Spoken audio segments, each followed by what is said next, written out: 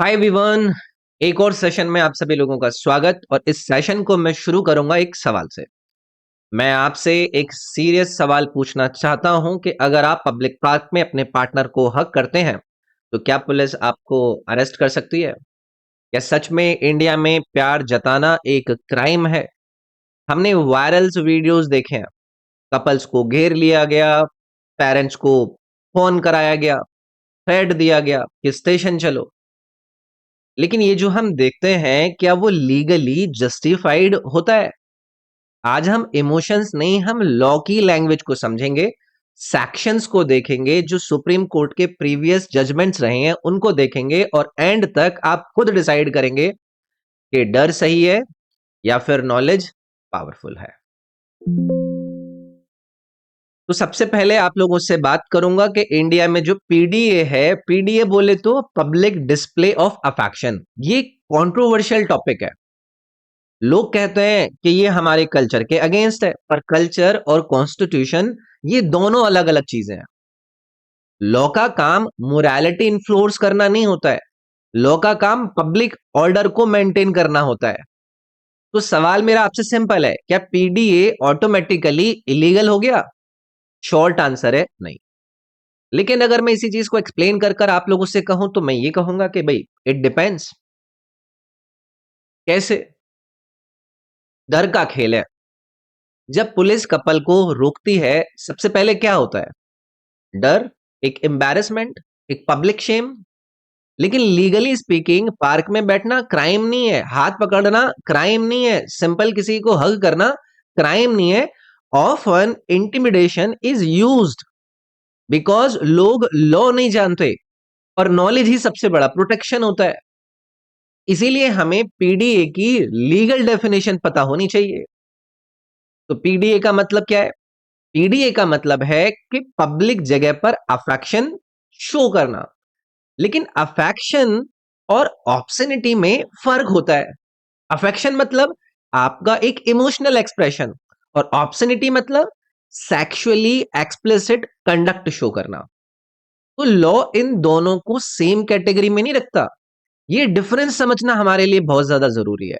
और इसीलिए IPC 294 BNS, जो भारत न्याय संहिता है 296, का ब्रेकडाउन आप लोगों के सामने मैंने कुछ इस प्रकार से शो किया है। पुलिस अक्सर आईपीसी 294 का नाम लेती है। अब नए कानून में बीएनएस के अंदर यानी कि भारतीय न्याय संहिता में 296 का आपको जिक्र मिलेगा।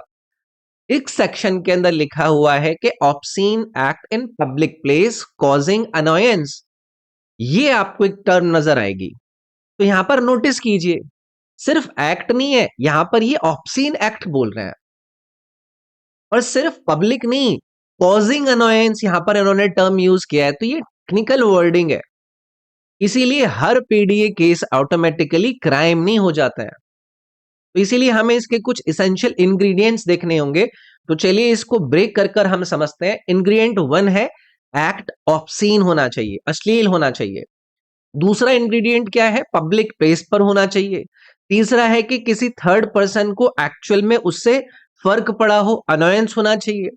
अगर कोई कंप्लेन नहीं कर रहा, कोई विटनेस नहीं है, कोई डिस्टरबेंस नहीं हुआ, तो प्रोसिक्यूशन का केस वीक हो गया।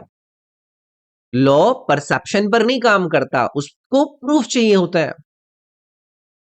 अब ऑब्सनिटी डिसाइड कौन करेगा भाई?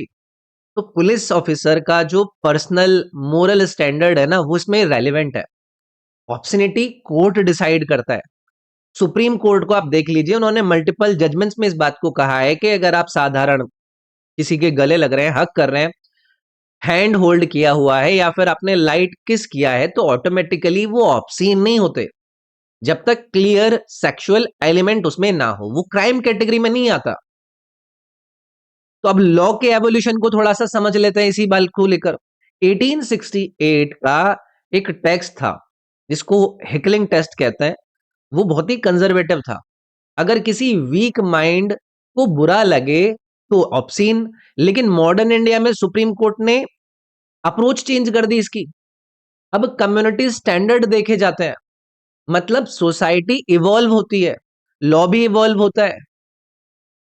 ऐसी मैं केस आपके सामने रखता हूं जिसे हम अवीक सरकार केस के रूप में देखते हैं। देखो, Avik Sarkar versus state of West Bengal 2014 का एक केस है जिसमें कोर्ट ने कहा कि nudity is not automatically optionally. Contest देखा जाएगा, इंटेंशन देखा जाएगा। ये प्रिंसिपल पीडीए डिस्कशन में बहुत ही इंपॉर्टेंट है। तो अब मोरल और लीगल के बीच की फाइट क्या है? देखो, इंडिया में कई बार मोरल आउटरीच को लीगल आउटरीच बना दिया जाता है, लेकिन मोरालिटी सब्जेक्टिव होती है, लॉ ऑब्जेक्टिव होता है। अगर कोई एक्ट आपको पर्सनली पसंद नहीं है, इसका मतलब ये नहीं है कि वो इलीगल है। ठीक। अब दूसरी चीज कि अगर पुलिस आपको रोके तो क्या, आपका एक्शन प्लान क्या होना चाहिए? अगर पुलिस रोके तो पैनिक ना करें, रेस्पेक्टफुली पूछिए कि सर किस सेक्शन में क्या कंप्लेंट है। अगर कोई फॉर्मल कंप्लेंट नहीं है और एक्ट क्लियरली ऑब्सीन नहीं है तो अरेस्ट लीगली क्वेश्चनेबल हो सकती है। लेकिन आपको काम रहना है, आर्ग्यूमेंटेटिव नहीं रहना है, आपको इन्फॉर्म्ड रहने की जरूरत है। और अगर वो पैसा मांगने लगे तो, अगर पैसा मांगा जाए तो वो एक्सटोर्शन की कैटेगरी में आ सकता है। मिसयूज और पावर भी एक ऑफेंस है। यूनिफॉर्म पावर का सिंबल है, लेकिन अकाउंटेबिलिटी भी उसके साथ में आती है। अब मोरल पुलिसिंग का हम क्या करें? देखो, कोई मॉब हो या सेल्फ डिक्लेयर्ड कोई कल्चर ग्रुप हो, आपको पनिश नहीं कर सकता वो। एसोल्ट क्राइम है, थ्रेट क्राइम है। अगर अनसेफ फील करें तो एविडेंस कलेक्ट करें और तुरंत ही हेल्प लें। और इसी के साथ में आपको कॉन्स्टिट्यूशनली भी प्रोटेक्शन मिलती है। आर्टिकल 21 को सभी जानते हैं, right to life and dignity. Consenting जो अडल्ट होते हैं उनका पर्सनल रिलेशनशिप कॉन्स्टिट्यूशनल प्रोटेक्शन के अंदर आता है। कोर्ट ने रिपीटेडली इंडिविजुअल लिबर्टी को प्रोटेक्ट किया है, और ये सिर्फ थ्योरी नहीं है, ये प्रैक्टिकल लीगल शील्ड्स है आप लोगों के लिए।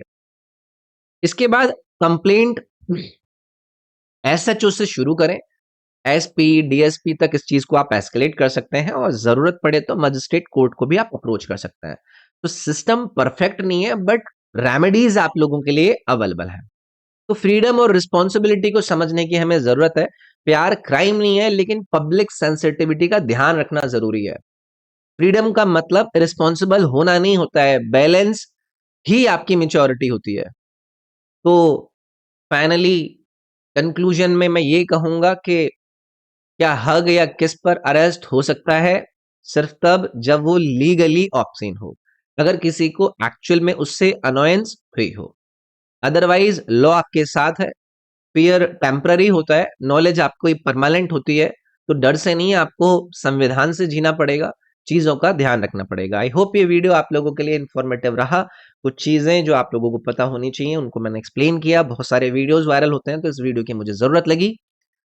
इस वीडियो को लाइक कीजिएगा, अपने फ्रेंड्स के साथ शेयर कीजिएगा। अगर आपकी कोई टिप्पणी है तो इस वीडियो के कमेंट सेक्शन का यूज जरूर कीजिएगा। कोशिश करेंगे कमेंट्स में एक दूसरे के साथ डिस्कशन की। Thank you.